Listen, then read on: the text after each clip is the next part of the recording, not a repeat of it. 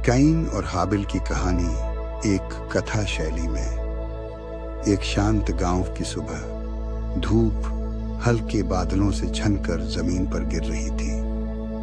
दूर कहीं भेड़ों की मिमियाहट सुनाई दे रही थी। एक बड़ा खेत जहां गेहूं की बालियां लहरा रही थी और पास ही में हरी घास का मैदान जहां भेड़ें चर रही थी। बहुत समय पहले जब मनुष्य ने धरती पर बसना शुरू किया था, तब एक परिवार रहता था, आदम, हवा और उनके दो पुत्र कैन और हाबिल। कैन बड़ा हुआ तो वह किसान बना। वह मिट्टी जोतता, बीज बोता और खेतों से अनाज उगाता। वह धूप में पसीना बहाता और अपनी मेहनत से फल सब्जियां उगाता। उसे अपनी फसलों पर गर्व था। दूसरी ओर हाबिल एक चरवाहा बना। वह भेड़ें पालता, उन्हें हरी घास चराता और उनकी देखभाल करता। जब वह अपनी भेड़ों को देखता तो उसे खुशी मिलती। ईश्वर को भेंट चढ़ाने का समय। एक दिन दोनों भाइयों ने ईश्वर को भेंट चढ़ाने का निश्चय किया।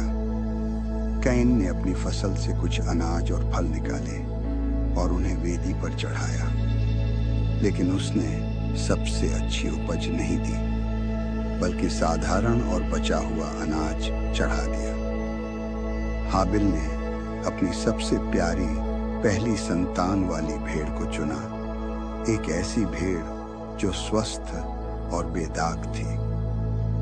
उसने प्रेम और श्रद्धा के साथ बलिदान दिया। ईश्वर की प्रतिक्रिया।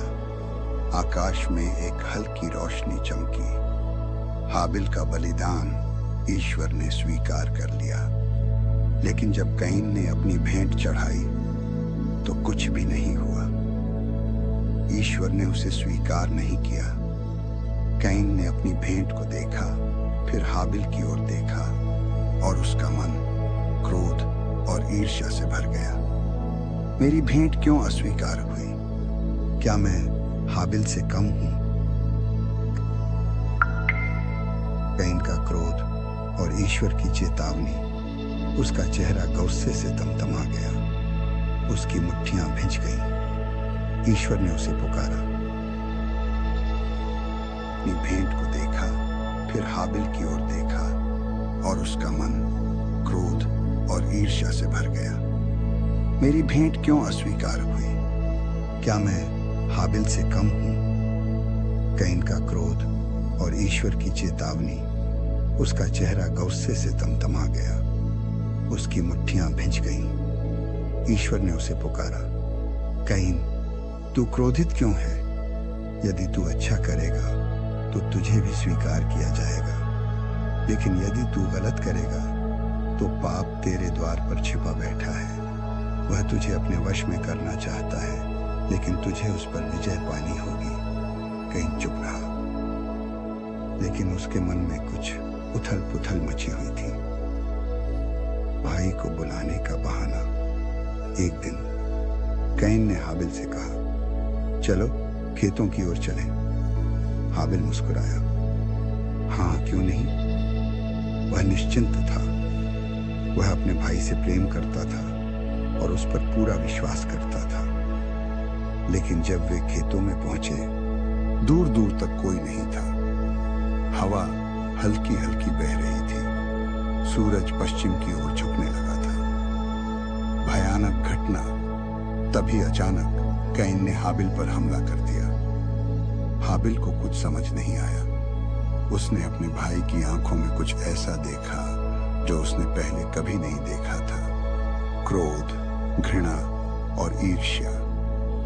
कैन ने पत्थर उठाया और हाबिल के सिर पर वार किया। हाबिल गिर पड़ा। उसकी सांसें धीरे धीरे थमने लगीं। चारों ओर शांति छा गई।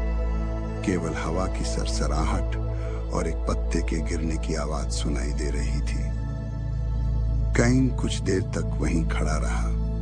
उसका शरीर कांप रहा था। उसने अपने हाथों को देखा, वे खून से लाल थे। ईश्वर का प्रश्न। अचानक आकाश में गूंज उठी, कैन, तेरा भाई हाबिल कहाँ है? कैन ने सिर झुकाया, फिर अपनी आंखें ऊपर उठाईं और कहा, मैं नहीं जानता, क्या मैं अपने भाई का रखवाला हूं? लेकिन ईश्वर को सब पता था। कैन, तेरे भाई का खून जमीन से मेरी ओर पुकार रहा है। कैन कांप गया। उसने अपने आसपास देखा, उसके खेत, उसकी फसलें, सब कुछ उसे बेजान लगने लगा। कैन को श्राप।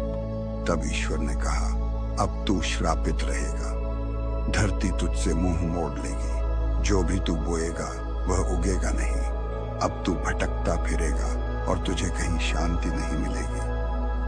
कैन रो पड़ा, हे प्रभु, मेरा दंड बहुत भारी है, कोई भी मुझे देखकर मार डालेगा। तब ईश्वर ने उस पर एक चिन्ह लगा दिया और कहा, जो भी कैन को मारेगा वह 7 गुना दंड पाएगा। इसके बाद कैन वहां से चला गया। वह नौद देश में जाकर बस गया, एक जगह जहां केवल अंधकार और अकेलापन था। कहानी से शिक्षा। कैन और हाबिल की यह कहानी हमें सिखाती है कि ईर्ष्या और क्रोध विनाश का कारण बनते हैं। ईश्वर मन की भेंट को देखते हैं, न कि बाहरी आडंबर को। पाप हमेशा हमारे द्वार पर छिपा होता है, लेकिन हमें उस पर नियंत्रण रखना चाहिए। ईश्वर दंड देने के बावजूद दयालु हैं और हमें पश्चाताप का अवसर देते हैं। जो अपने भाई से घृणा करता है वह हत्यारा है।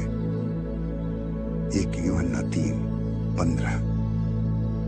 अगर आपको यह कहानी पसंद आई हो तो इसे दूसरों के साथ साझा करें और कहानी बाइबल चैनल को लाइक, शेयर और सब्सक्राइब करना न भूलें।